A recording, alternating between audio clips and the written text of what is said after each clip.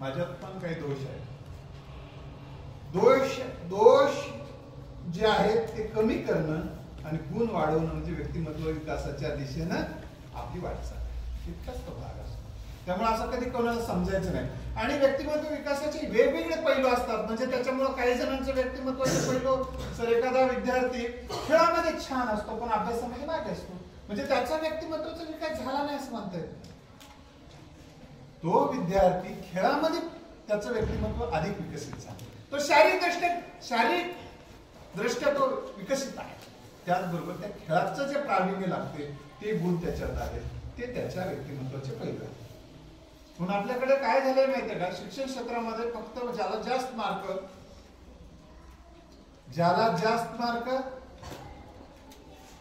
ज्या शेवटपर्यंत ऐकते ना, ज्याला जास्त मार्क त्यालाच हुशार, त्यालाच बुद्धिमान, अशी एक समजण्याची अतिशय तोकडी मूल्यांकन पद्धत आहे. ही मूल्यांकन पद्धत बंद जोपर्यंत होणार नाही, व्यक्तिमत्वाच्या वेगवेगळ्या पैलूवरून त्या मुलांचं मूल्यमापन जोपर्यंत होणार नाही, खऱ्या अर्थानं वेगवेगळ्या क्षेत्रात मोठी माणसं तयार होणार.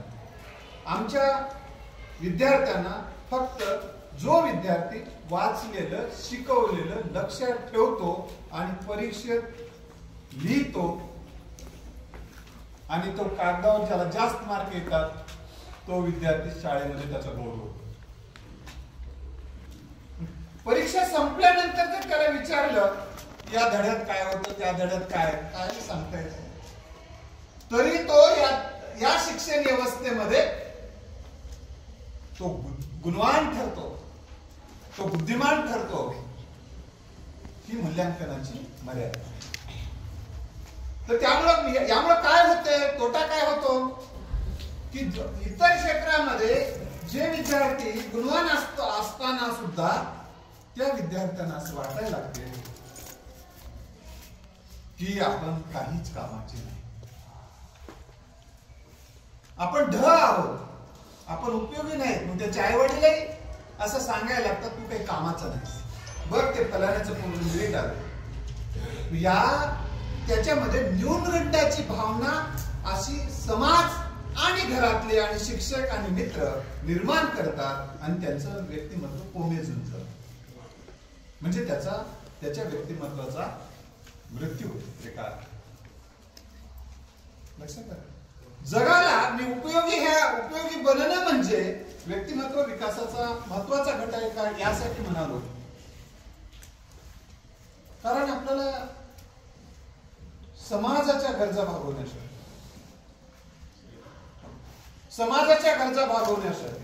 देशाच्या गरजा भागवण्यासाठी, कुटुंबाच्या गरजा भागवण्यासाठी आणि स्वतःच्या गरजा भागवण्यासाठी वेगवेगळ्या स्वरूपाच्या उपयोगी बनणं गरजेचं आहे. मी ते सांगत होतो. त्यामुळं तुम्ही जरी शिक्षणामध्ये मागे होता, सचिन तेंडुलकरचं उदाहरण मी तुम्हाला सांगतो. सचिन तेंडुलकरचं व्यक्तिमत्व विकसित आहे की नाही, कोणी म्हणेल का नाही म्हणून म्हणू शकतो, कारण त्यांना भारतरत्न मिळाला, खासदार झाले, पैशाच्या बाबतीत खूप पुढे गेले, प्रसिद्धीच्या बाबतीत पुढे गेले, नव्हे तर क्रिकेटच्या क्षेत्रातला देव म्हणतात. किंवा भारताच्या संपूर्ण भारतीय नव्हे तर जगाचे डोळे असे पाहत राहायचे, सचिन तेंडुलकर कसे खेळतील आज. आणि सगळ्यांच्या तोंड एक वाक्य असायचं, आपली सगळी मदार, आपली सगळी भिस्त सचिन तेंडुलकर. असं वाटणं, आपला उपयोग आहे असं वाटणं, आपण घरच्यांना सुद्धा वाटणं हा माझा आधार आहे. तुम्ही जर आला नाही कॉलेजला, शाळेला, तर असं वाटलं पाहिजे वर्गातल्या शिक्षकांना, मॅडमला, अरे तो आला नाही आज. तुमची उणीव भाषणं हे तुमच्या व्यक्तिमत्व विकासाचा एक भाग आहे. बरं झालं तो आला नाही, पिढ्या गेली असं वाटणं हे व्यक्तिमत्व विकसित नसण्याचं एक थोडासा एक पैलू आहे. लक्षात आलं? म्हणून मी सचिन तेंडुलकरचं उदाहरण सांगत होतो, म्हणून त्यांचं व्यक्तिमत्व विकसित नाही का, तिथे मार्क पडले. म्हणून तुम्हाला जीवनाच्या वेगवेगळ्या क्षेत्रामध्ये व्यक्तिमत्वाची परीक्षा होत असते. आता शिक्षणाच्या क्षेत्रात मात्र जशी मर्यादाच आहे, त्यामुळं तुम्हाला शिक्षणाच्या क्षेत्रामध्ये ज्या कसोट्यावर मूल्यांकन होते त्या कसोट्यावर उतरावंच लागते. ही वस्तुस्थिती आपण स्वीकारली पाहिजे. तर या क्षेत्रामध्ये व्यक्तिमत्व विकसित करायचं असेल किंवा या क्षेत्रात गुणवान बनायचं असेल, बुद्धिमान बनायचं असेल, तर तुम्हाला सर शिकवतात ते मन लावून ऐकलं.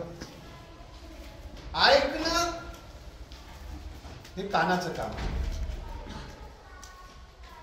जे मनाचा कान करून ऐकतात, मी या शाळेचं खरंच अभिनंदन करतो मनापासून की खरंच मुलं सुरुवातीपासून ते शेवटपर्यंतचे मुलं मन लावून ऐकत आहेत. आणि मॅडमनं जे एकाच मिनिटात सांगितलं, राठोड मॅडम, की मुलांना सर सांगतात ते महत्वाचे पॉइंट लिहा. एक शब्द वाक्य बोलल्याबरोबर सगळे मुलं वया काढून ऐक तयार झाले. म्हणजे तुम्ही सकारात्मक आहात. आणि सकारात्मक असणं या व्यक्तिमत्व विकासाचा महत्वाचा पैलू असतो. सकारात्मक कृती, सकारात्मक उक्ती, काय म्हटलं, सकारात्मक कृती, सकारात्मक उक्ती, यातून व्यक्तीचं व्यक्तिमत्व सकारात्मक बनते. व्यक्तिमत्वाचे दोन पैलू असतात. एक नकारात्मक, कोणत्याही गोष्टीला नाही म्हणते, कोणत्याही गोष्टीला नकार देते. मग कोणत्याही गोष्टीला म्हणजे चांगल्या गोष्टीला नकार देणं हे नकारात्मक व्यक्तिमत्व तयार होणं आहे. आणि वाईट गोष्टीला नकार देणं हे सुद्धा चांगलं व्यक्तिमत्व घडण्याचं वैशिष्ट्य आहे. म्हणजे नकार देऊ नये म्हणजे सरस सांगितले, नकार देऊ नये. कोणी जर उद्या तुम्हाला म्हटलं दारू पी, काय हरकत नाही, गोपाळ सर सांगितले ना, कोणत्याही गोष्टीला नाही म्हणायचं नाही. असं जमेल का? नाही. कोणी म्हणलं चल शाळा काय करायचं, चल जाऊ तिकडे, नकारात्मक नाही, कशाला नाही म्हणावं, सरच म्हणते. असं आहे का त्याचा अर्थ? नाही. ज्या गोष्टी आपल्याला आपल्या ध्येयापासून दूर नेतात त्या गोष्टीला नाही म्हणता आलं पाहिजे. ते तुम्हाला खंबीरपणे म्हणतात. तुमचा मित्र सुद्धा एखाद्या वेळेस म्हणू शकतो, काय रे गुटखा असं जर म्हणला, नाहीतर मैत्री, नाहीतर मैत्री सुटली बरं का आपली म्हणला, तर हरकत नाही म्हणायचं. काय म्हणायचं? तुला जर तसं वाटत असेल तर हरकत नाही.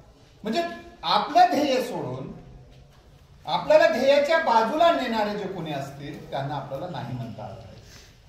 आणि ध्येयाच्या दिशेनं उपकारक अशा गोष्टी जर कोणी सांगत असेल, ते मग कोणी असेल, शत्रूने जर शत्रू सांगत असेल तर त्याला हो म्हणायचं. कशाला हो म्हणायचं आणि कशाला नाही म्हणायचं हे कळणं हा व्यक्तिमत्व विकासाचा एक पैलू. आजपासून तुम्ही ठरवा. पहाटे उठा म्हणून जर सांगितलं तुम्हाला, हो म्हणा. पहाटे उठा म्हणलं तर हो म्हणा. ओके. कारण पहाटे उठून अभ्यास जर केला तुम्ही, किती जण पहाटे उठतात? वा. पहाटे उठल्यानंतर आपण काय करतो हे खूप महत्वाचं आहे. आजपासून मी काही महत्वाचे ट्रिक्स तुम्हाला सांगणार आहे. तुम्ही 24 तासाचे 24 कप्पे करा. 24 कप्पे करा. आणि 24 कप्पे 24 तासाचा आपण एक दिवस धरू.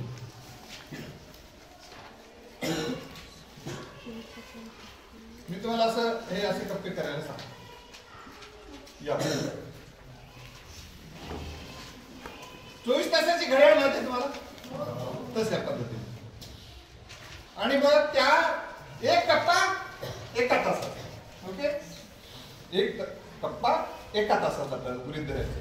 मग एक तासात समजा 12 वाजलेले आहेत, रात्रीचे 12 वाजलेत असं गृहीत धरून तुम्ही जागच आहात. 12 ते 1 जागच आहात.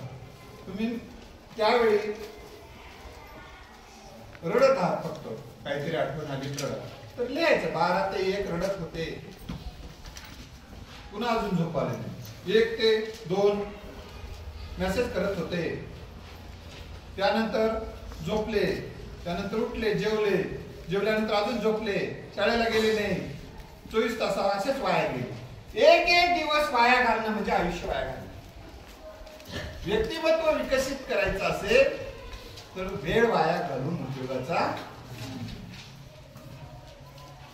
जे मुलं आजपासून वेळ वाया घालणार नाही ते कुठल्याही क्षेत्रामध्ये आज तुम्ही ठरवून टाका. तुम्ही कलेक्टर होऊ शकता, प्रोफेसर होऊ शकता, शिक्षक होऊ शकता, तहसीलदार होऊ शकता. कुठल्याही क्षेत्रामध्ये अशा तुमच्या फील्ड मधून तुम्ही मोठे होऊ शकता. फार सोपं आहे, इतकं सोपं आहे मोठं होणं. तुम्हाला सांगतो, आता मी माझं व्याख्यान सांगतो, संपल्यानंतर तुमच्या लक्षात. आता समजा तुम्हाला एखाद्या परीक्षेला 600 मार्क आहेत. किती? 600. आणि 600 दिवसांनी ती परीक्षा आहे. तुम्हाला 600 दिवसांनी परीक्षा द्यायची आहे. एखाद्या कुठली स्पर्धा परीक्षा आहे. रोज किती मार्काची तयारी करायची? दिवस मावळल्यानंतर अर्ध्या मार्काची आणि दिवस उगवल्यानंतर अर्धा मार्क. बस. फक्त रोज 1 मार्काची तयारी जो विद्यार्थी करेल तो 600 पैकी 600 मार्क घेऊ शकतो. काही जण काय म्हणतात, बापरे 600 मार्क काय कसं 1 मार्काचीच आहे. आणि अमोलकर सरांनी सांगितले, राठोड मॅडमने सांगितले, सांस्कृतिक विभाग प्रमुख सरांनी, राजकुमार सरांनी सांगितलं, एक धडा आहे तुम्हाला, त्या धड्यावर 5 मार्काची उद्या या टाइमला टेस्ट होणार. किती मार्काची? मराठीचा एक धडा आहे, त्या धड्यावर 5 मार्काची टेस्ट होणार आहे. आणि 1 मार्काचं उत्तर बरोबर आलं की इथंच तुमच्या सन्माननीय आमदार साहेबांच्या हस्ते, राठोड साहेबांच्या हस्ते 1 मार्काला 1 लाख रुपयाचा चेक देण्यात येणार आहे. एक धडा वाचायचा आहे, पाठ करायचे, त्याच्यावर प्रश्न इथे विचारणार. 1 मार्काला 1 मार्क बरोबर आला की 1 लाख रुपये आणि 1 चुकला की 1 लाख रुपये वापस. असं राहणार.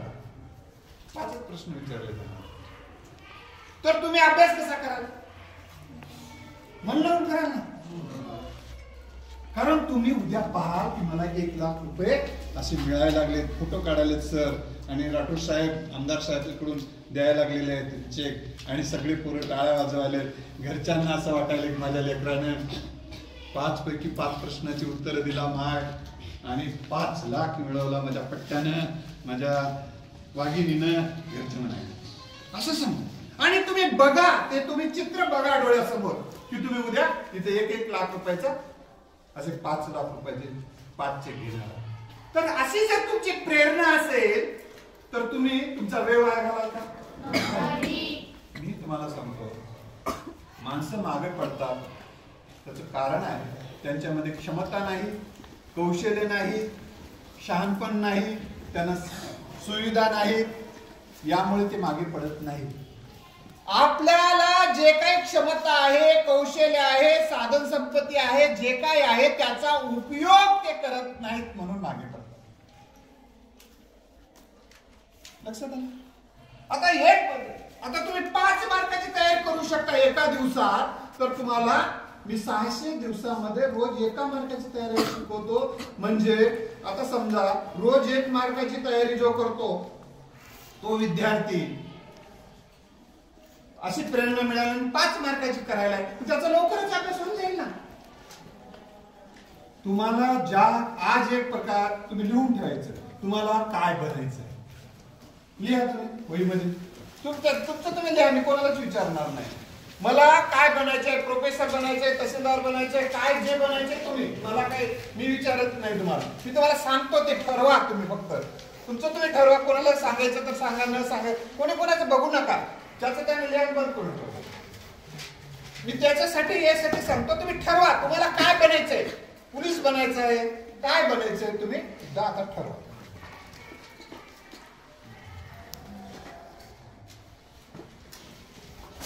आणि हे ठरवल्यानंतर मी म्हणतो म्हणून लिहू नका.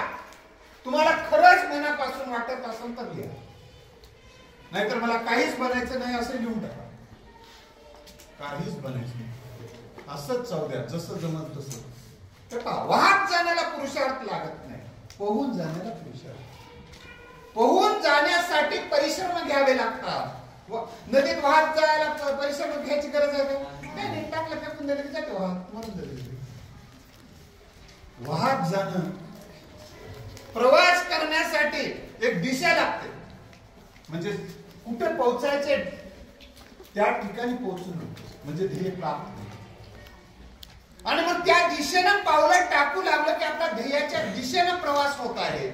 आणि जर आपला त्या दिशेनं प्रवास होत नसेल तर ते आपलं भटकणं आहे. या देशातली माणसं नव्हे तर जगातली माणसं, बहुतांश माणसांचं जगणं हे भटकणं असते. काय करायला? आज वेगळंच करायला म्हणते, उद्या दुसरंच करायला म्हणते. त्याला तुमचं काही ठरलं नाही का? नाही, काही ठरलं. हा भटकण्यामुळे अनेक माणसं खूप मोठी बनणार होती, खूप बनली नाही. आता शिवाजीराव सरांनी सांगितलं की मी एका खेड्यातला दरेगाव या ठिकाणचा मुलगा आहे. मी प्रोफेसर झालो. माझी आई निरक्षर होती. वडील 4थी पर्यंत शिकलेले, 4 एकर शेती. माझ्या घरी अभ्यासाला त्यावेळी लाईटची व्यवस्था नव्हती, म्हणून मी मित्रांच्या घरी जाऊन अभ्यास करायचो. तुम्हाला अभ्यासाला लाईट आहे ना? घरी आहे ना? आम्हाला नव्हती. आणि लाईट नसली, काही कारणास्तव कधी कधी खेड्यामध्ये लाईट नसते. एकदा डीपी जर खराब झाला तर 8 दिवस 15 दिवस नाही लागते कधी. त्यावेळेस मी चिमणीवर अभ्यास करतो. चिमणी माहित आहे? त्याच्यावर अभ्यास करतो. मी आज तशा प्रतिकूल परिस्थितीमध्ये वाटचाल करत असताना मी तुम्हाला एवढ्यासाठी सांगतो की ज्या दिवशी लाईट नसायची, काय असं तर मी त्यावेळेला उठायचो आणि अभ्यास करायचो. कारण एकदा जर आपली सवय मोडली ती सवय पुन्हा लागत नाही. म्हणून ठीक आहे, आजच्या दिवस झोप आवडते, पहाटे उठा. बरेच जण विचार करतात आजच्या दिवशी उद्या वाटते नाही उद्याच. आजच्या दिवस काल जरा थकलो, उद्याच उद्या उद्या उद्या उद्या उद्या नाही. आता तर परीक्षा जवळ आली होई ना आपल्याला, माणूस तेही सोडून देते मागे. लक्षात आलं का तुम्हाला? म्हणजे तुम्हाला तुमच्यामध्ये 5 मार्काची तयारी करण्याची क्षमता असून तुम्ही 1 मार्काची पण तयारी करत नसल्यामुळे तुम्हाला 600 पैकी किमान 590 वगैरे मार्क पडायला पाहिजे होते, पडले नाही, पडाले नाही. इतकं सोपं गणित आहे. त्यामुळं आजपासून तुम्हाला मी सांगितलं वगैरे ध्येय ठरवला. मग ठरवल्याशिवाय प्रवास होते का? एक गोष्ट सांगतो. एक मुलगा अशा चौरस्त्यात उभा राहिला आणि चौरस्त्यात उभा राहिल्यानंतर तुमच्या तिथे एक आजोबा उभे होते आणि आजोबाला तो मुलगा म्हणाला, हा रस्ता कुठे जातो, हा रस्ता कुठे जातो, हा रस्ता कुठे जातो, हा रस्ता कुठे जातो. 4 रस्ते विचारले. त्या आजोबाने विचारलं, तुला कुठे जायचं? तर मला माझं काही ठरलं नाही, मला कुठे काय जायचं, माझं काहीच ठरलं नाही. मग तू कोण्या रस्त्याने गेला तर काहीच फरक पडत नाही म्हणजे त्याच्या कुठेही जा. त्यामुळं आपलं ध्येय ठरवलं पाहिजे की आज मला काय करायचं आहे, उद्या मला काय करायचं आहे, 8 दिवसाला मला काय करायचं आहे, या परीक्षेपर्यंत मला काय काय करायचं आहे, या परीक्षेत मला किती टक्के मार्क मिळवायचे आहे. मग ते इतके टक्के मार्क मिळवायचं असेल तर मला रोज किती तास अभ्यास करावा लागेल, किती मार्काची तयारी करावी लागेल, मला किती मार्काची तयारी करायची आहे. आता ह्या वर्गामध्ये 9वीचे कोण कोण आहेत? आता परीक्षा तुमची कधी आहे? कोणत्या महिन्यात आहे? एप्रिल. किती मार्काची तयारी आहे करायची? उदाहरण तुमच्यावर घेतो, किती मार्काची तयारी? ठीक, आपण अंदाजा 80 मार्काची. किती पेपर आहेत? 6 आहेत ना? हा, 600 मार्काची तयारी. तोंडीचे मार्क तर सर आपले देतात. समजा त्याचं काय विषय. समजा आपण आता आपल्याकडे 200 दिवस आहे, 600 मार्काचं. रोज तुम्हाला 3 मार्काची तयारी करायची. तुम्ही मेरिट मध्ये येतात आणि सगळ्यात मेरिट मध्ये येऊ शकता. पहिला नंबर प्रत्येकाचा येऊ शकतो. असं मी एका शाळेत कॉलेजमध्ये म्हटलं तर सर म्हणलं काय पागल झालात का? अरे अहो सर पहिला नंबर सगळ्याचा कसं काय येईल म्हणले. पहिला येईल, दुसरा येईल, तिसरा येईल, चौथा येईल, आम्ही 100 जण आहात, शेवटचा नंबर 100 येईल. मी म्हटलं त्याला 600 पैकी 600 सगळ्या जणांनी घेतले तर सगळ्याचा नंबर किती येईल? एक आधार मार्क 600 पैकी 599 घेतले, दुसऱ्याचा दुसरा येईल, 98 घेतला, तिसरा येईल, इतकंच. ओके येते की नाही? आपण काय करतो माहिती आहे काय? असं तसं होत नाही. आपण पहिल्यांदा हे आजपासून आउट ऑफ बॉक्स थिंकिंग विकसित केली पाहिजे. आपण एकदा सर एका विज्ञानाच्या शिक्षकाने विद्यार्थ्यांना सांगितलं, मी तुम्हाला हे नाही म्हणण्याची किंवा पुढचा विचार करण्याची स्मार्ट स्किल तुमच्यामध्ये विकसित झाले तरच घोर मेहनत करून जमणार नाही. तर त्याचे काही स्किल तुम्हाला विकसित करावं लागते. काही 2 उदाहरण सांग. ऐका वाटतंय ना? बोलू ना? विज्ञानाच्या सरांनी त्यांना सांगितलं, अरे मला तहान लागली, चाळणीमध्ये पाणी घेऊन या, मला प्यायचे. चाळणीमध्ये ना पीठ चाळायचं, हा पीठ चाळायची चाळणी घेऊन. मग चाळणीत पाणी आणता का? एक मुलगा हुशार, मी आणतो सर. सगळे पोरं हसायला लागले, पागल झाला का रे म्हणले, चाळणीत पाणी कसं येईल? मी आणतो म्हणून तो गेला घरी. त्याच्या घरी फ्रीज होतं, फ्रीज मध्ये होतं बर्फ घेतला, त्या चाळणीमध्ये पिठाच्या असं ठेवला, आणला आणि सरांना आणला. तिथे एक असं काचेचं छोटस भांड होतं, त्या भांड्यात ती चाळणी ठेवला, पाणी त्याच्यात गळालं आणि ते सरांनी पिलं.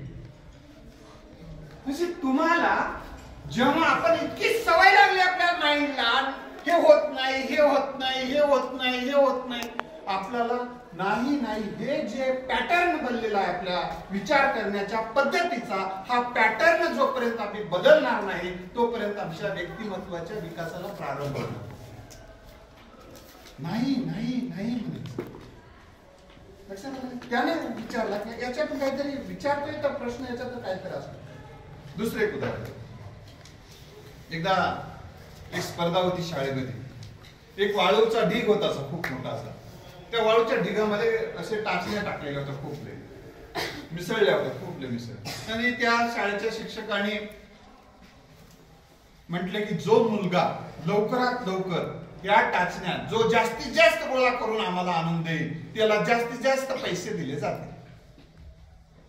काही पोरं गेले वेचायला लागले, मग मन लावून वेचायला लागले तसं वेचता एक एक एक घ्यायला. एक मुलगा स्मार्ट स्किल चुंबक घेऊन गेला, चुंबक फिरू लागला मध्ये वाळू, अशा सगळ्याच टाचण्या तिथे काढून टाकू लागला. चुंबक खट्या खट्या खट्या सगळ्या घेऊन आला. एवढ्याच टाचण्याच्या असते. तू कस काय वेचलास म्हणून एवढे सगळे पोरं तर अजून वेचायला लागले, तर तू तर अगोदरच आलास तरी एवढे कस काय? स्मार्ट स्किल सगळं. मी चुंबकाचा वापर केला, डोकं वापरलो मला जरा. स्मार्ट.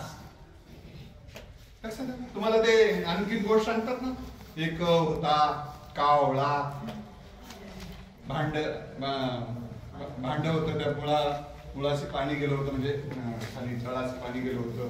मग त्याने काय केलं,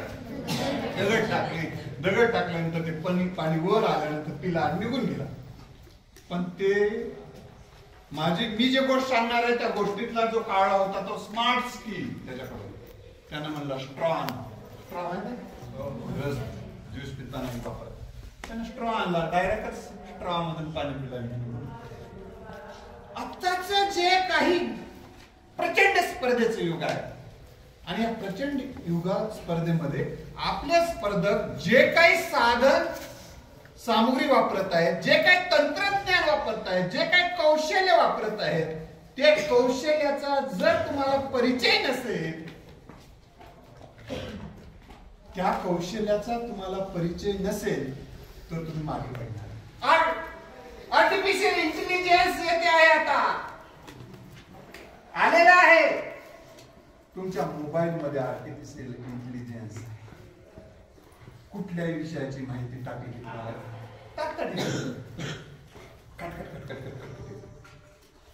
सेवालाल महाराज टाकून बघा. व्हॉट्सअप मध्येच आहे तुम्ही सेवालाल महाराज टाका. आता सेवालाल महाराज पूर्ण आणि यानं ताबडतोब घेते पटपट थोडं अजून इंटरनेटवर जाते, थोडस पटकन आणि सेवालाल महाराजांवर निबंध लिहून देऊन टाकते. दुसरा पोरगा फिरायला या कॉलेजमधून तिकडे पुस्तक आणून घरच्याला रडालाय, मला पुस्तक आणून द्या असं म्हणण्यामध्ये 8 दिवस निघून जातात, त्याने उद्याच सबमिट करून टाकतात. जेव्हा या देशामध्ये किंवा जगामध्ये जे काही तंत्रज्ञान आलं, त्या तंत्रज्ञानाला ज्यांनी अवगत केलं, ती राज्य केलेली आहेत जगावर. आणि जे म्हणलेले आहेत तंत्रज्ञानामध्ये, ज्ञानामध्ये, कौशल्यामध्ये, साधनामध्ये माग पडले, ते माग पडलेले आहेत. उदाहरण सांगतो, तर व्यक्तिमत्व जर विकसित करायचं असेल बेटा तुम्हाला, तर त्या काळाची साधना तुम्हाला वापरावी लागतात. परकी या देशामध्ये जेव्हा आले, बंदुकी घेऊन आले, त्यावेळेस आपल्याकडे लाट्या काट्या, आपण पराभूत. आपल्याकडे बंदुका आल्या, त्यावर त्याच्या पुढचं चाललं. लक्षात आलं? तर शारीरिक विकासाच्या संदर्भात सांगतो आता तुम्हाला. व्यक्तिमत्व विकासाचा एक घटक आहे म्हणजे शारीरिक विकास. बॉडी चांगली असली पाहिजे. ओके, कारण चांगलं शरीर नसेल तर तुम्ही जीवनामध्ये मोठे होऊ शकाल. तुम्ही काय करा, रोगी बना. तुम्ही तुमच्यामध्ये कॅपॅसिटी राहणार नाही बसण्याची. थोडा वेळ बसलं की पाठ दुखायली, असं जे दुखणं आहे ना, हे शारीरिक दृष्ट्या कमकुवतपणाचं आणि मानसिक दृष्ट्या कमकुवतपणाचं लक्षण. मी 15-15 तास बसून अभ्यास करायचो. माझ्या इथल्या असे पायाला जे रोटे आहेत ना, ते काळे सर असे पडलेले होते. मी विद्यापीठामध्ये मिरिट IMA ला नेट एक्झाम प्रोफेसर पदासाठी लागते, ती पहिल्या प्रयत्नात पास आहे. पीपल्स कॉलेजला मला पायी चालत जावं लागायचं. मी वामन नगर परिसरात राहायचो नांदेडला, तिथून पायी चालत जायचो, परत यायचो जायचो आणि पुन्हा ITIच्या जवळ विसावानगरला तिथे KTC डिग्री सरांच्या ट्युशनला पण पायी जायचो, पायी यायचो. 15 ते 16 किलोमीटर मी रोज पायी चालायचो. तुम्हाला किती किलोमीटर चालावं लागतं रोज? हाताने स्वयंपाक करून खायचो. हे सगळे कामं मी स्वतः करायचो. कपडे धुण्यापासून ते सगळं फरश पुसणे, भांडे घासणे, बाजारातून हे सगळं करून. लक्षात तुम्ही काय म्हणता? आता थोडं जर काही जण माईने पाणी जरी प्यायला मागितले, घे की घे, तुला उठून घेता येणार काय? तुम्ही म्हणत नाही दुसऱ्या शाळेचे पोरं. म्हणजे आपल्याकडे कष्ट करण्याची तयारी असणं, कष्टातूनच आयुष्य काय होतंय बेस्ट होतं. तर त्यासाठी शारीरिक विकास मी सांगत होतो. तर तुम्ही व्यायाम किती करतात रोज? व्यायाम, पळणे, खेळणे, क्रिकेट असेल काय असेल खेळ असेल का, किती जण करतात रोज? खेळतात किंवा व्यायाम करतात? ठीक आहे, खेळतात. तर हे तुम्ही खेळलं पाहिजे 1 तास रोज. मी एक जण म्हणला, सर खेळतो की म्हणला गेम. आम्ही तुम्ही खेळ म्हणाले की नाही, मी त्याला गेम म्हणतो. आणि खेळतो म्हणला मोबाईलवर. लग्न झालं. तर मी तुम्हाला ध्येय ठरवायला सांगितलं होतं, त्याने ते ध्येय तुम्ही आज ते झालेलं आहात असं समजा. कारण ते कशासाठी लिहून ठेवायला सांगितलं तुम्हाला, ते प्रेरणा मिळते आणि ते झालंय असं समजून तुम्ही ते करा. एक दुसरा पैलू सांगतो, मानसिक दृष्ट्या समर्थ बना. बरं, मॅडमने जर तुम्हाला जर एक दोन शिव्या घातल्या, काही गृहपाठ आणला नाही किंवा उत्तर चुकलं तर किती जण रडतात किंवा नाराज होतात? आणि कोणी जण होत नाही असे कोणी आहे का? सगळेच रडतात किंवा नाराज होतात. हे मानसिक दुबळेपण असते. काय करायचं माहिती आहे का?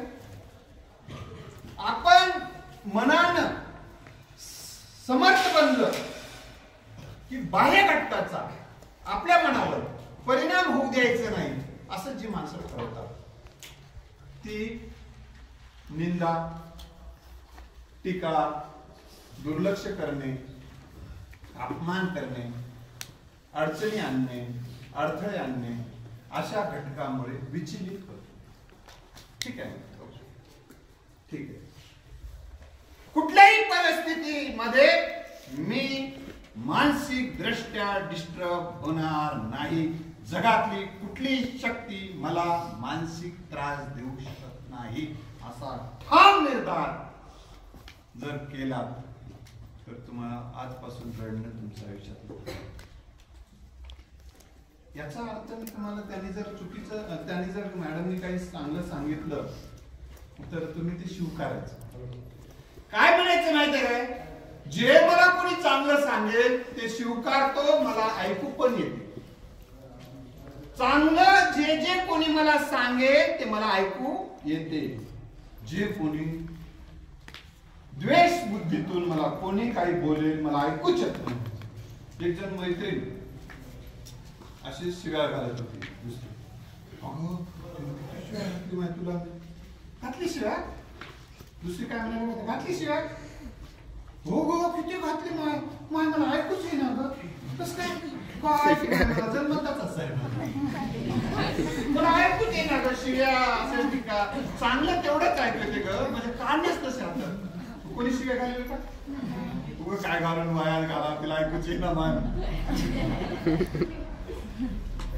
म्हणून एका तत्व येताना असं म्हटलंय एका ठिकाणी की तुम्ही जर मला सुधारणेला वाव असेल असं काही सांगणार असेल तर मला ऐकू येते, पण तुम्ही केवळ माझा द्वेष करायचा म्हणून बोलत असाल, द्वेष बुद्धीतून काही बोलत असाल, काही आरोप करत असाल, चुकीचं बोलून मला डिस्टर्ब करणार असाल तर ते मला ऐकूच येत नाही. जेव्हा तुम्हाला असं द्वेष बुद्धीतून कोणी काही बोलत असेल तर ते तुम्हाला ऐकूच येत नाही आणि माझ्या मनावर काहीच परिणाम होत नाही. सत्य असत्यासी मन केले ग्वाही मानिले नाही बहुमता असा निर्धार करून तुम्ही जगत असाल तर मानसिक दृष्ट्या तुम्ही समर्थ बनाल. आणि मानसिक समर्थ बनणं हा व्यक्तिमत्व विकासाचा महत्वाचा आहे. एक जण असा पायऱ्या उतरताना पडला, असा खाड खाड खाड खाड ट्युशनला जात होता, पायऱ्या उतरताना पडला. पडल्यानंतर काय करतात आपल्याकडनं? मग उतर पडलं, असा पडल्यानंतर पोरं हसू लागले. तिथं 14 जण बसलेले होते. काही जणांना काहीच काम नसतं, दुसऱ्याचं काय चाललंय हेच बघणं, हेच त्यांचं काम असतं. कोण कोणावर लाईन मारायला, कोण कोणाकडे बघायला. इथले नाही मुलं, इथले तसं करत दुसरीकडे. मग असं पडलं. ते पोरं आले म्हणायला हसू लागले येऊन जवळ. आणि तो मुलगा उठला आणि खाड खाड खाड खाड खाड चालायला लागला. याच्याकडे काही बघला सुद्धा नाही.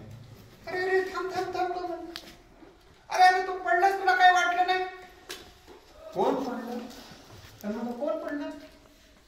अरे तू पडलास की आम्ही चौघच आहे मग. अजिबात खोटा असले तू. आम्ही सगळेजण बघलो, तू थांब म्हणालो तर ऐकायला ना, पडलो नाही म्हणा. इतका फटांडेपणा मी बघला नाही म्हणजे माणूस कोणी. नाही नाही रे मी पडलो. ती उतरण्याची स्टाईल आहे म्हणा.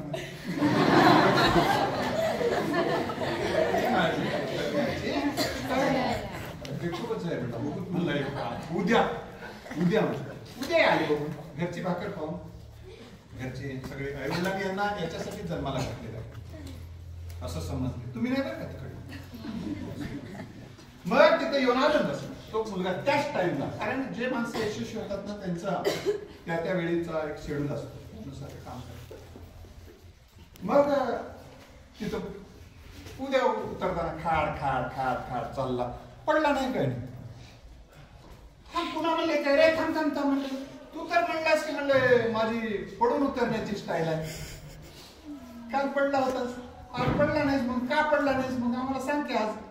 अरे मी माझी स्टाईल रोज बदलतो. हे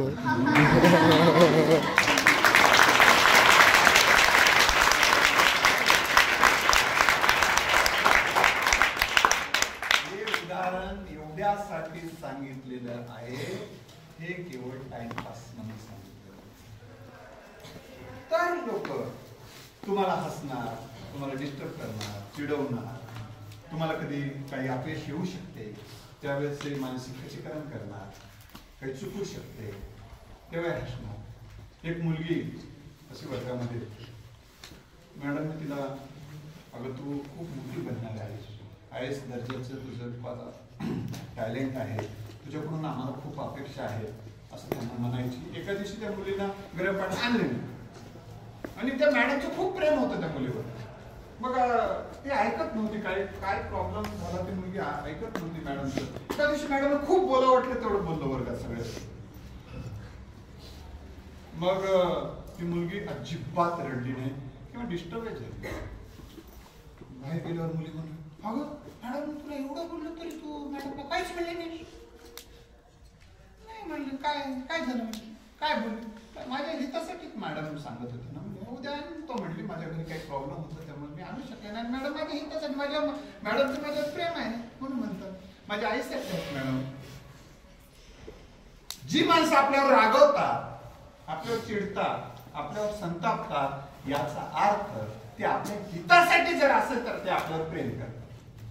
तुम्ही जर अभ्यास करताना कोणी चिडत असेल, संतापत असेल, अभ्यासापासून तुम्हाला परावर्त करत असेल, अभ्यास करू नको म्हणत असेल, कुठं दिवे लावणार म्हणत असेल, अभ्यासच करू नको म्हणत आहे, अभ्यास करताना पुस्तक हातातून घेत असतील तर ते आपले शत्रू असतात. मग तिने कोणत्या नजरेने बघितली मॅडमकडे? सकारात्मक नजरेने बघितली. आणि मॅडमला तो अधिकार आहे आणि मॅडमचा हेतू चांगला आहे, त्यामुळे मॅडमच्या बोलण्याचा मला काहीही वाईट वाटत नाही. तुम्ही मानसिक दृष्ट्या जे मुलं आणि किंवा मुली मानसिक दृष्ट्या छोट्या छोट्या गोष्टींनी डिस्टर्ब होत असतील, घरातल्या भांडणाने, घरातल्या कोणाच्या बोलण्याने, बाजूबाजूच्या काही घटनाने, समाजातल्या काही घटनाने, मूड माझा खराब आहे, माझा मूडच लागणार आहे. कुठं लागला मूड तुझा? माझा मूडच लागणार, माझं मनच लागणार. हे मूड म्हणजे काय? मनाची स्थिती. मनाची स्थिती बाह्य घटकावर ज्यांची अवलंबून असते ती माणसं कधीच स्थैर्य त्यांना येऊ शकत नाही.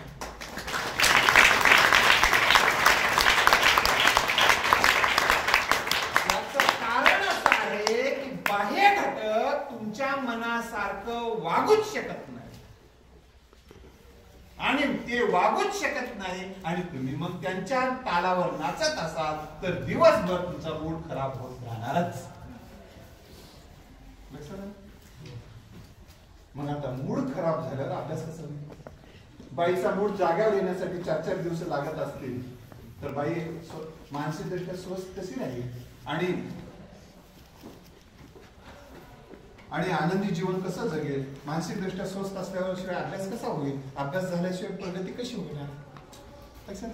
बाह्य घटकावर बाह्य घटक तुमच्या हातात नाही. आता सर काय बोलावं, तुम्ही काय बोलावं, माझ्या मनावर आहे. आता मी जात असताना काही जण म्हणू शकते सर छान बोलले बरं, काय छान बोलले. काही जण म्हणू शकते मला काही माहित नव्हतं, काय सगळं माहित आहे मला, काय बोललेलं काय मला माहित नाही, जाऊ दे रे असलेलंही बघलो, असं पण म्हणू शकते. मग मी काय करायचं? मग रडायचं काय? थांबा सर मुलगे सर थोडं माझ्याकडे दस्ती नाही द्यावर रडायचं का? कारण तुम्ही बघा घरातले माणसं तुमच्या मनासारखं वागत नाही, तुमची मुलं तुमच्या मनासारखं वागत नाही, शेजारी मनासारखं वागत नाही, सर मनासारखं वागू शकत नाही, कोणीच. आपणच आपल्या मनासारखं वागतो का? मग जग कसं वागेल? आपणच ठरवतो पाहते काहीतरी 4ला उठायचं, आपण 5ला उठतो म्हणजे आपणच ऐकत नाही. मग जग कसं ऐकते? आपलंच मन आपल्या मुठीत नसेल तर जगाला मुठीत ठेवण्याचा आपण जे प्रयत्न करतो हे आजपासून सोडून द्या. जग जगाच्या प्रमाणे वागते, आपण आपल्या प्रमाणे वागा. हे मानसिक स्वास्थ्य उत्तम जर नसेल तर तुमच्याकडे क्षमता आहे, कौशल्य आहे, परंतु हे मूड सातत्याने खराब होत असल्यामुळे तुम्ही मागे पडता. उदाहरण सांग, गाडी चालली, मध्ये मध्ये बंद पडायली रस्त्यात. प्रवास होईल का? एका तासात नांदेडला जात आहे, पण गाडी मध्ये मध्ये बंद पडायला लागली. अर्धा तास, एक तास मूड खराब झाली की चालूच होईना, पुन्हा होत नाही. तसं तुमचा मूड खराब झाल्यामुळे 2-2 दिवस पुन्हा अभ्यासाला तुम्ही लागतच नाही, तर तुम्ही कसं प्रगती करा? लक्षात आलं का? त्यामुळं आजपासून तुमचा मूड खराब होऊ नका. जगातला अजून शब्द तयार व्हायचा आहे माझा मूड खराब करणार असं नाही. काय म्हणा? अजून जगातला शब्द तयार व्हायचा आहे माझा मूड. हा, शारीरिक त्रास लोक देऊ शकतात आपल्या इच्छेशिवाय, कारण दगड मारलं डोकं फुटते ना, त्रास होतो. शब्द फेकणं, ते शब्द आपण स्वीकारायचे की नाही. तथागत गौतम बुद्धांना एकदा एका बाईनं भिक्षा मागायला गेल्यानं वाटत ते बोलले. तथागत शांत ते तिथून निघाले.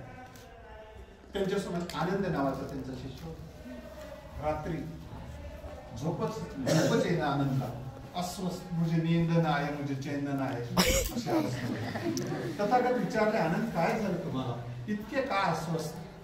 ती बाई किती बोलली तुम्हाला, मग तू घेऊन आलास तिचे शब्द? तिची आपण भिक्षाही घेतली नाही, मग तिचे शब्द घेतले नाही. मग तुम्ही घेतल्यामुळे तर मला त्रास व्हायला, मी घेतलंच नाही, तिथंच तिचे सोडून देऊन आलो. तुम्ही काय घेता तसं तुम्ही बनता. तुम्ही जर जे नको ते पुन्हा, मी तुम्हाला आता माझ्या खिशामध्ये असा एक मेलेला, दुर्गंधी यायला, वास यायला, खूप घाण असा एक पदार्थ दिला तुमच्या हातावर, घे सर, मी घेत नाही. काय म्हणा?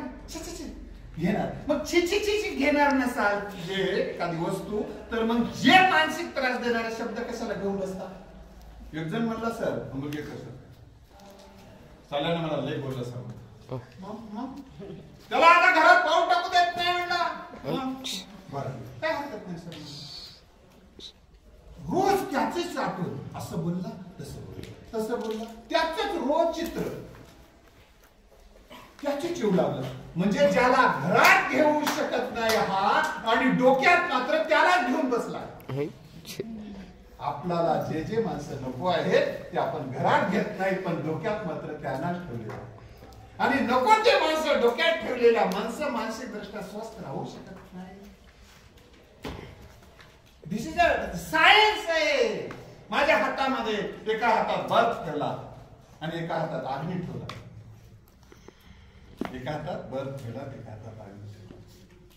तर मला बर्फ थंडावा दे आणि अग्नी त्रास देईल.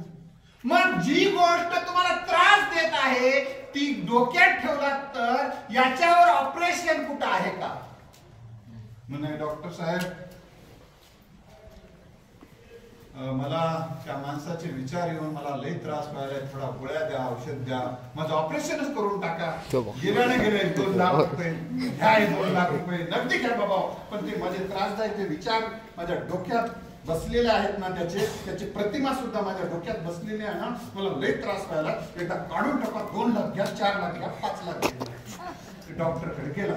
डॉक्टर काय करेल? ऑपरेशन करू शकेल का? नाही. ऑपरेशन करू शकले. अजून असं ऑपरेशन शस्त्रक्रिया अजून जन्माला आली नाही. फक्त शब्दक्रियेने मात्र त्याचं ऑपरेशन होऊ शकते. शेवटचं उदाहरण कंटाळलं नाहीत ना? नाही. 5 मिनिटं बोला अजून. तर एवढं एक उदाहरण देतो. एका बाईला असं वाटायचं की आपल्या पोटामध्ये सापाचं बिंदू. अनेक डॉक्टरांकडे तिला नेण्यात आलं. गेले नव्हतं पण गेले असं तिला उगाच वाटायचं. तिला अनेक डॉक्टरांकडे नेण्यात आलं. सोनोग्राफी करण्यात आली. सोनोग्राफी करण्यात आली, तरी काही पोटात नव्हतंच, काही दिसतच नव्हतं त्या रिपोर्ट मध्ये. ते बाईला सांगितलं, बाई एवढा रिपोर्ट आले, तुमच्या पोटामध्ये सापाचं पिल्लू नाही असं डॉक्टर सांगायचं. तुला कोण केले बापू? डॉक्टर म्हणायचे. मला दिसायला एवढं, पण तुला कसं दिसतंय? कोलपाता मारून 5,000 त्या डॉक्टरला ठीक म्हणायचे. तुझं यंत्रही खराब, तुझं डोकंही खराब आहे म्हणायचं. आता बाबा म्हणलं आता काय करावं? डॉक्टर म्हणायचे जा बाई नाही, त्याला काय करायचं? एक डॉक्टर मात्र मानसशास्त्राची जाण असणारा सर्व, आणि मग त्या तिला नेण्यात आलं आणि गेले, तपासलं आणि साहेब माझ्या पोटामध्ये सापाची पिल्लू आहे ना. डॉक्टर म्हणलं आहे की, काढून टाकत त्याला काय. काय डॉक्टर साहेब म्हणजे तुम्ही खरंच कॉप्यानं मारता 5,000. पहिले असे डॉक्टर निघाला जेवढे हुशार, मला बघल्या तुम्हाला ओळखू आलं, मला दिसायला तुम्हाला दिसलं. खरं असे डॉक्टर जर राहायला पाहिजे. मग त्या बाईला जरा गुंगीचं औषध देण्यात, ऑपरेशन थिएटर मध्ये असे पांढरा पट्टा बांधले असेल आणि झोपली ती गुंगीचं औषध. डॉक्टर कंपाऊंडरला बोलवलं आणि सांगितलं की एक सापाचं पिल्लू मारून आण म्हणजे. जाऊन ते मारून आणायला गेलं. पिल्लू काय सापडलं नाही. एक सापाचा मेलेला सापच होता, ते घेऊन आला. डॉक्टरला म्हणलं साहेब पिल्लू सापडलं नाही. काय? जाऊ दे म्हणला, काचेच्या बरणीत ठेव. काचेच्या बरणीत ठेवण्यात आलं. काचेच्या बरणीत ठेवलं. थोड्या नंतर त्या बाईला उठवण्यात आलं आणि म्हटलं बाई बघा निघालं तुमच्या पोटात. साहेब मला पिल्लूच काय वाटलं होतं. पिल्लू कसं राहिलं? काय झालं? बरं झालं साहेब म्हणजे पिल्लू राहो, मोठा राहो, आपला गेला ना कीड एकदा निघून. आता मस्त वाटायला. मग आता काय करायचं? आता भूक लागली म्हणजे खूप दिवसापासून जेवतो म्हणजे आता छान जेवता येईल का म्हणजे? हो जेवता येते म्हणजे. आपलं ऑपरेशन काय पहिले तसलं नाही म्हणजे, आता स्टँडर्ड ऑपरेशन जेवता येईल काय चालतं. पण आपल्याकडे बघायला जाण्याची प्रथा आहे. कोणी ऑपरेशन झालं बघायला जातात ना, काय घेऊन जातात? नारळ वगैरे असं बिस्किटचा पुडा घेऊन शांताबाई गंगूबाई दारूबाई असं दारूबाई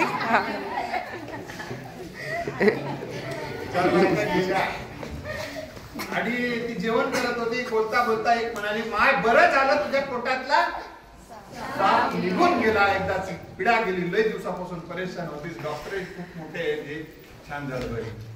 एक बाई म्हटली त्याच्यातली, पण माय मला एक शंका काय शंका आहे? दिसायला साप निघालेलं आहे, ऑपरेशन झाला, तू काय शंका आहे? एवढा मोठा साप निघाला का? अंडे किती दिले तुम्ही? चोबा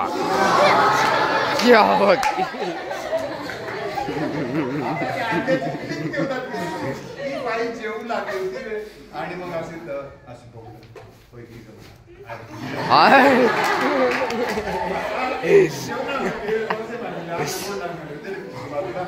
डॉक्टर पुढे गेली आणि म्हणाली, साहेब आता म्हणजे अंड्याचं कसं तरी बघा म्हणते. सांगायचा हेतू हा होता. ही गोष्ट आपल्या डोक्यामध्ये असे काही अंडे पिले गेलेले आहेत की आपल्याला असं वाटत आहे सगळे माझे शत्रू आहे, माझं सगळ्याला देखवत नाही, मला माझं कोणालाच देखवत नाही म्हणतात काय पोरी. काय त्यावर मी तर कोणालाच देखवत. आपलं जे स्टेटमेंट आहे जनरल स्टेटमेंट असते, फॅक्ट नसते. ते तुमच्यावर ट्रेन करणारे खूप असतात, ते तुम्ही त्या तशा माइंड ऑफ स्टेट मध्ये तुम्ही गेल्यामुळे तुमचे मनाची स्थिती ती झाल्यामुळे सगळे तुम्हाला शत्रूच वाटायला लागले. त्यावेळेस तुमचे मित्र लिहून काढा. मनस्थिती चांगली होती आणि तुम्हाला प्रेरणा मिळते. कोणाला जर जळत असतील तुमच्यामुळं अजून यशस्वी होऊन दाखवायचं, अजून अभ्यास जास्त करून दाखवायचा, अजून यशस्वी होऊन दाखवायचं. तेच या पद्धतीने जर तुम्ही वाटचाल केला तर तुमच्या व्यक्तिमत्व विकसित व्हायला मदत. तर मी या ठिकाणी तुमच्या आदरणीय मुरगेकर सर अतिशय महाराष्ट्रातले दिग्गज असं ते व्यक्तिमत्व आहे, त्यांच्यामुळे मी या ठिकाणी आलो. आपण सगळ्यांनी आवडलं ना? तर सगळ्यांचं पुन्हा एकदा मी आभार मानतो. आणि कोणाचे काही 1-2 प्रश्न असतील तर ते घेऊया. आणि तुम्हाला का लक्षात राहण्याच्या संदर्भात असेल किंवा काही दुसरे कोणते प्रश्न विचारू नका. एका शाळेमध्ये तर मी असंच गेलो, एक पोर तुम्हाला बाहेर आल्यावर विचारलं हो, तर दुसरे प्रश्न होते त्याचे असे काही प्रश्न विचारणार. काही प्रश्न असतील तर सरांकडे द्या आणि त्या प्रश्नाचे उत्तर मी पाठवतो. माझा एक युट्यूब चॅनल आहे हनुमंत भोपाळे म्हणून, लिहून घ्या. नाव लक्षात राहिलं सगळ्यांच्या. HANU या घरी जाऊन बघा. HANU MANT BHOPALE.